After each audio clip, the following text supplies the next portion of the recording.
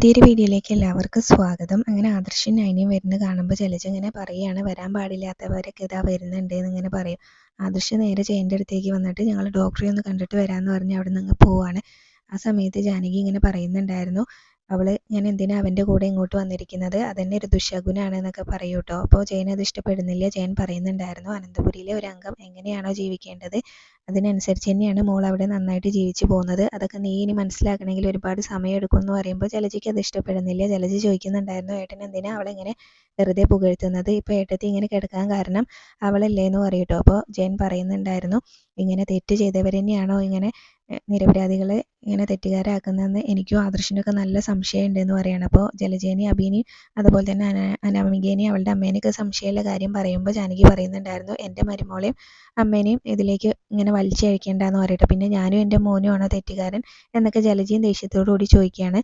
അപ്പോൾ എന്തായാലും പിന്നീട് ഇങ്ങനെ ഏട്ടത്തിക്കാണെങ്കിൽ അവളെ കാണുന്നത് ഇഷ്ടമല്ലല്ലോ, പിന്നെ എന്തിനാ അവൾ ഇങ്ങോട്ട് വരുന്നത് എന്നൊക്കെ ഇങ്ങനെ ചോദിക്കുകയാണ് കേട്ടോ. അപ്പോൾ ആ സമയത്ത് ജയനാണെങ്കിലും പറയുന്നുണ്ടായിരുന്നു, നൈനമോൾക്ക് ഇങ്ങനെ ദേവയാനി ഇങ്ങനെ അമ്മായിയമ്മയല്ല അമ്മ തന്നെയാണ്, പക്ഷേ അയാളാണ് ഇങ്ങനെ മരുമോളെ ഇങ്ങനെ മനസ്സിലാക്കാത്തത്, അത് തന്നെയാണ് അയാൾക്ക് പറ്റിയ വലിയ തെറ്റെന്നൊക്കെ പറഞ്ഞിട്ട് ജയൻ അവിടെ നിന്ന് പോകുന്നുണ്ടായിരുന്നു. അതിന് മുന്നേ പറയുന്നുണ്ടായിരുന്നു, ഇങ്ങനെ ഒരാളിങ്ങനെ ക്രിട്ടിക്കലായിട്ട് ഐ സിയുവിൽ കിടക്കുകയാണ്, അപ്പം അതിൻ്റെ മുന്നിൽ നിന്നിട്ട് ഇങ്ങനെ വില കുറഞ്ഞ സംസാരിക്കരുത് എന്നൊക്കെ പറയുന്നുണ്ടായിരുന്നു കേട്ടോ.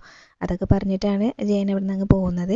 അപ്പോൾ ജാനകിക്ക് അതങ്ങ് ഇഷ്ടപ്പെടുന്നില്ല. പിന്നീട് നൈനയും ആദർശും കൂടെ ഡോക്ടറോട് സംസാരിക്കുകയാണ്. അപ്പോൾ നൈന പറയുന്നുണ്ടായിരുന്നു, എൻ്റെ ജീവൻ കൊടുക്കാനും ഞാൻ തയ്യാറാണ്, അമ്മയ്ക്കൊന്നും സംഭവിക്കരുത് എന്നൊക്കെയാണ് കേട്ടോ നൈന പറഞ്ഞുകൊണ്ടിരിക്കുന്നത്. പിന്നീട് ഇങ്ങനെ ലിവർ ഇങ്ങനെ മാറ്റി വെക്കേണ്ട കാര്യങ്ങളൊക്കെ ആദർശിനോട് സംസാരിക്കുന്നുണ്ടായിരുന്നു. അപ്പോൾ നൈനയാണെങ്കിലും അതിന് തയ്യാറാണ് കേട്ടോ. അപ്പോൾ അത് ഡോക്ടറോട് പറയുകയും ചെയ്യുന്നുണ്ട്. അപ്പോൾ തൻ്റെ അവസ്ഥ ഞാൻ പറഞ്ഞല്ലോ, അപ്പോൾ നമുക്ക് വേറെ ഒരാളെ കിട്ടുകയാണെങ്കിൽ ഇങ്ങനെ അതുമായിട്ട് മുന്നോട്ട് പോകാം, പിന്നെ നമുക്ക് ഇവിടുത്തെ സീനിയർ ഡോക്ടറുണ്ട്, ഇങ്ങനെ അദ്ദേഹത്തോട്ട് സംസാരിച്ചിട്ട് വേണം മറ്റു കാര്യങ്ങളൊക്കെ തീരുമാനിക്കാൻ എന്നൊക്കെ പറയുകയാണ്. ഇപ്പോൾ ഇങ്ങനെ ദേവയാനിക്ക് അസുഖം കൂടാനുണ്ടായ കാരണം ഇങ്ങനെ അയാളുടെ മാനസികാവസ്ഥ തന്നെയാണ്. ഇവിടുത്തെ സൈക്കോളജിസ്റ്റ് ദേവയാനിയോട് സംസാരിച്ചിരുന്നു.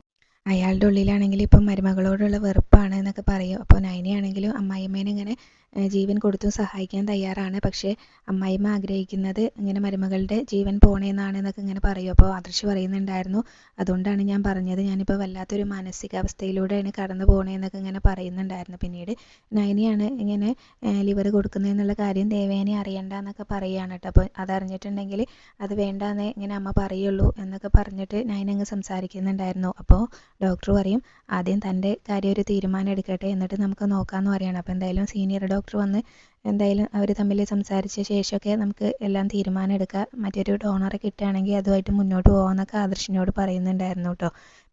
നൈനയാണെങ്കിലും അതൊക്കെ പറയുന്ന സമയത്ത് നൈന തന്നെ കൊടുത്തോളാം എന്നാണ് പറയുന്നത്. അതിന് ഇനി മറ്റാരുടെ അനുവാദം ചോദിക്കേണ്ട ആവശ്യമൊന്നുമില്ല എന്ന് പറയുമ്പോൾ അത് തൻ്റെ ഹസ്ബൻഡ് ആദ്യം സമ്മതിക്കണമെന്ന് ഡോക്ടർ നൈനയോട് പറയുകയാണ്. അപ്പോൾ അതൊക്കെ സമ്മതിക്കും എന്ന് നൈനയും തിരിച്ച് പറയുന്നുണ്ടായിരുന്നു. അപ്പോൾ എന്തായാലും നമുക്ക് അത് പിന്നീട് തീരുമാനിക്കാം എന്നൊക്കെ പറയുകയാണ്. ആദ്യം ഇങ്ങനെ ആ സീനിയർ ഡോക്ടർ വന്ന് ഞങ്ങളൊന്ന് സംസാരിക്കട്ടെ, എന്നിട്ട് നമുക്ക് എല്ലാത്തിനും ഒരു തീരുമാനം എടുക്കാമെന്ന് പറയുകയാണ്. പിന്നീട് ആദർശാണെങ്കിലും ദേവയാനിനെ കാണാനാണ് ചെല്ലുന്നത്. ആദർശിനെ കാണുമ്പോൾ തന്നെ ദേവയാനി ചോദിക്കുന്നത്, നീ അമ്മയ്ക്ക് തന്ന വാക്ക് തെറ്റിച്ചു അല്ലേ, വാക്ക് തെറ്റിച്ചല്ലേ മുന്നോട്ട് പോകുന്നത്, അതിൻ്റെ അർത്ഥം അമ്മ നിൻ്റെ ജീവിതത്തിൽ നിന്ന് ഇല്ലാതായി എന്നല്ലേ എന്നൊക്കെ പറയുമ്പോൾ ആദർശനാണെങ്കിൽ ആകെ സങ്കടമാവുന്നുണ്ട് കേട്ടോ. അപ്പോൾ ആദർശാണെങ്കിലും എന്താ അമ്മ ഇങ്ങനെയൊക്കെ സംസാരിക്കുന്നതെന്ന് പറയാണ്. ഇനിയിപ്പോൾ ഇവിടുന്ന് ഇങ്ങനെ തിരിച്ചു വരാൻ പറ്റുമെന്നുള്ളൊരു പ്രതീക്ഷയൊന്നും ഇല്ല എന്നിങ്ങനെ ദേവയാനി സങ്കടത്തോടു കൂടി പറയുകയാണ്. അപ്പോൾ ആദർശ് പറയുന്നുണ്ടായിരുന്നു, അമ്മ ഇങ്ങനെയൊന്നും സംസാരിക്കേണ്ട, ഞാനിപ്പോൾ ഡോക്ടറെ കണ്ടിട്ടാണ് വന്നത്, ഡോക്ടർ പറഞ്ഞത് അമ്മ പെട്ടെന്ന് തന്നെ റിക്കവർ ആവുന്നതാണെന്ന് പറയുമ്പോൾ ദേവയാനി പറയും, എനിക്കത് വലിയ പ്രതീക്ഷയൊന്നും ഇല്ല എന്ന് പറയും. പിന്നീട് ദേവയാനിയാണെങ്കിലും ഇങ്ങനെ ആദർശിനോട് ചോദിക്കുന്നുണ്ടായിരുന്നു, നീ അവളെയും കൂട്ടിയാണോ വന്നതെന്ന് കേട്ടോ. അപ്പോൾ ആദർശനാണെങ്കിലും അതേന്ന് പറയാനൊരു മടിയില്ലോണ്ട് തന്നെ ഇങ്ങനെ മിണ്ടാൻ നിൽക്കുകയാണ്. അപ്പോൾ ദേവയാനിക്ക് കാര്യം മനസ്സിലാവുന്നുണ്ടായിരുന്നു. ദേവയാനി പറയും, ആണ്, അതുകൊണ്ടാണല്ലോ നിനക്ക് ഇങ്ങനെ എല്ലാന്ന് ഉത്തരം പറയാൻ പറ്റാത്തത്, എന്തിനാ അവളെയും കൊണ്ടുവന്നത്, അവളെ കണ്ടിട്ടുണ്ടെങ്കിൽ എൻ്റെ അസുഖം കൂടുകയുള്ളൂ എന്നിങ്ങനെ പറയൂ കേട്ടോ. അപ്പോൾ ആദർശനാണെങ്കിലും ആകെ സങ്കടമാവുന്നുണ്ട്. അപ്പോൾ ആദർശ് പറയുന്നുണ്ടായിരുന്നു, അമ്മയ്ക്ക് ഇന്നലെ കൂട്ടിയിരുന്നത് അപ്പച്ചി ഇളയമ്മയാണല്ലോ, അവർ അമ്മയുടെ രക്തം ചൂട് പിടിപ്പിച്ചാണ് പോയത് എന്നൊക്കെ പറയൂട്ടോ. അപ്പോൾ ദേവയാനി പറയുന്നുണ്ടായിരുന്നു, അങ്ങനെയൊന്നും ചൂട് പിടിക്കുന്ന രക്തമല്ല, എനിക്കിങ്ങനെ ഏതോ നല്ല ആളുകളാണ് ബ്ലഡ് തന്നത്, അതുകൊണ്ട് അത് അത്ര പെട്ടെന്ന് ചൂട് പിടിക്കില്ല, പക്ഷേ അവളെ കണ്ടിട്ടുണ്ടെങ്കിൽ എൻ്റെ രക്തം ഇങ്ങനെ 100 ഡിഗ്രിയിൽ ചൂടാവും, അതുകൊണ്ട് എൻ്റെ മുന്നിലേക്ക് അവളെ തള്ളിവിടരുത് എന്നൊക്കെ പറയുകയാണ്. പിന്നീട് പറയുന്നുണ്ടായിരുന്നു, ഇനിയിപ്പോൾ ഞാൻ അസുഖം മാറി തിരിച്ചു വരികയാണെങ്കിലും എനിക്ക് അവളെ കാണാനുള്ള ഇടവരരുത്, അവളുടെ വീട്ടിലേക്ക് പോയാൽ അത്രയും നല്ലതെന്ന് പറയട്ടോ. ഇനിയിപ്പോൾ നിനക്ക് അവളെ കാണാൻ പറ്റില്ല എന്നുണ്ടെങ്കിൽ നീ ഇടയ്ക്ക് അവളെ വീട്ടിലേക്ക് പോയി കണ്ടോ, പക്ഷേ ഞാൻ രാവിലെ ഉറക്കം എണീക്കുമ്പോൾ അവളെ കാഴ്ച കാണാനുള്ള ഇടവരരുത് എന്നൊക്കെ ഇങ്ങനെ പറയൂ കേട്ടോ. അപ്പോൾ ആ സമയത്ത് ആദർശിനാണെങ്കിലും ആകെ സങ്കടമാവുന്നുണ്ട്. അപ്പോൾ നിനക്കത് സഹിക്കാൻ പറ്റുന്നില്ല അല്ലേ, അപ്പം അതിൻ്റെ അർത്ഥം നിൻ്റെ ജീവിതത്തിൽ എൻ്റെ പാർട്ട് കഴിഞ്ഞു എന്നാണെന്നൊക്കെ ഇങ്ങനെ പറയുമ്പോൾ ആദർശിനാണെങ്കിലും ആകെ സങ്കടമായിട്ട് ഇങ്ങനെ പറയുന്നുണ്ടായിരുന്നു. അമ്മയ്ക്ക് ഇങ്ങനെ ജീവൻ തരാൻ തയ്യാറുള്ളവരെയാണ് അമ്മ എപ്പോഴും തള്ളി പറയുന്നത്, അമ്മ എന്താ അത് മനസ്സിലാക്കാത്തതെന്നൊക്കെ ചോദിക്കുമ്പോൾ ദേവയാനിക്കാണെങ്കിലും അത് ഇഷ്ടപ്പെടുന്നില്ല കേട്ടോ. അപ്പോൾ ദേവയാനി പറയുന്നുണ്ടായിരുന്നു, എന്തായാലും നീ അവളെ ഇങ്ങനെ ഇവിടുന്ന് പറഞ്ഞു വിടാൻ നോക്ക് എന്നൊക്കെ പറയാണ്, എന്നിട്ട് പോയിക്കോ എന്ന് പറഞ്ഞിട്ട് ആദർശിനെ അവിടുന്ന് അങ്ങ് പറഞ്ഞയക്കുകയാണ് കേട്ടോ. ആദർശാണെങ്കിൽ അവിടുന്ന് സങ്കടത്തോടു കൂടി അങ്ങ് ഇറങ്ങി പോവുകയും ചെയ്യുന്നുണ്ട്.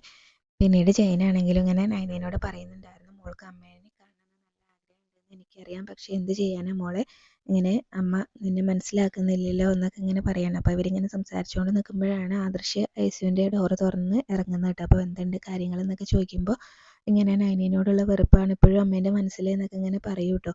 അപ്പോൾ എന്തായാലും ഞാൻ ഇങ്ങനെ ഇവിടെ ഉണ്ട് എന്ന് അമ്മ അറിഞ്ഞോ, അതങ്ങനെയൊന്നും അമ്മേനോട് പറയണ്ട, ഇനിയിപ്പോൾ ഞാനാണ് ബ്ലഡ് തന്നതെന്നൊന്നും അമ്മ അറിഞ്ഞിട്ടില്ലല്ലോ, അതുപോലെ തന്നെ നയനിയാണ് ഇനിയിപ്പോൾ ലിവർ കൊടുക്കുന്നതെന്നുള്ളൊരു കാര്യമൊന്നും അമ്മേനെ അറിയിക്കേണ്ടെന്ന് പറയുകയാണ്. അങ്ങനെ അറിഞ്ഞിട്ടുണ്ടെങ്കിൽ അമ്മേൻ്റെ സഹായം വേണ്ടാന്ന് മാത്രമേ പറയുള്ളൂ എന്നൊക്കെ പറയുന്നുണ്ടായിരുന്നു. ഇനിയിപ്പോൾ നയനിയാണ് ഇങ്ങനെ സഹായിച്ചതെന്ന് അറിയാത്തിടത്തോളം കാലം അമ്മ നിന്നെ ഒരിക്കലും സ്നേഹിക്കാൻ പോകുന്നില്ല എന്നൊക്കെ അതുപോലെ തന്നെ ജയനും ആദർശിനും ഒക്കെ ഇങ്ങനെ ആ ഒരു സംശയം കൂടെ ഉള്ളത് പറയുന്നുണ്ടായിരുന്നു.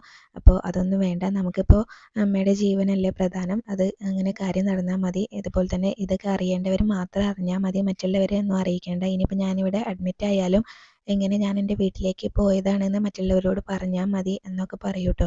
അപ്പോൾ എന്തായാലും മോളുടെ വീട്ടുകാർ ഇതിനൊന്നും സമ്മതിക്കില്ലല്ലോ, അവരെ അറിയിക്കേണ്ടതെന്ന് പറയുമ്പോൾ അവർ ഇതൊക്കെ സമ്മതിച്ചോളൂ, അവരൊന്നും അതിന് ഒന്നും എതിരൊന്നും പറയില്ല എന്ന് പറയുന്നുണ്ടായിരുന്നു കേട്ടോ. അപ്പോൾ ജയൻ പറയുന്നുണ്ടായിരുന്നു, മോളുടെ അച്ഛനും അമ്മയ്ക്കും അനിയത്തിക്കൊന്നും ഇത് താങ്ങാൻ പറ്റില്ല എന്ന് പറയുമ്പോൾ അങ്ങനെയൊന്നുമില്ല, അവർക്ക് അതിന് ഒരു എതിരുണ്ടാവില്ല എന്നൊക്കെയാണ് കേട്ടോ നയന പറയുന്നത്.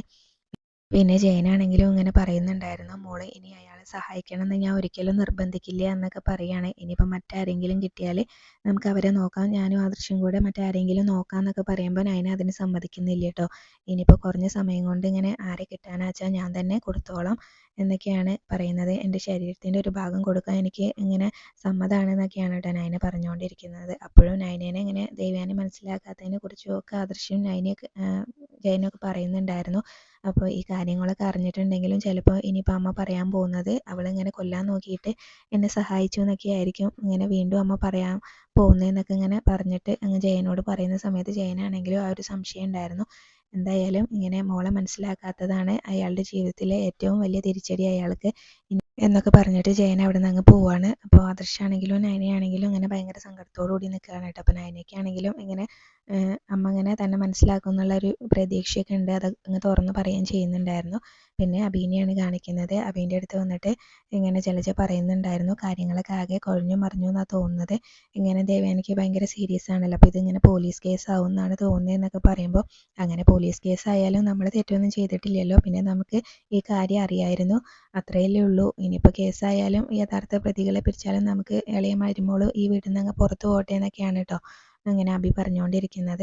അപ്പോൾ ഏട്ടത്തി ഇങ്ങനെ തട്ടിപ്പോകുന്ന തോന്നുന്നതെന്ന് ഇങ്ങനെ ജലജ പറയുന്ന സമയത്താണ് നവ്യ അവിടേക്ക് വരുന്നത്.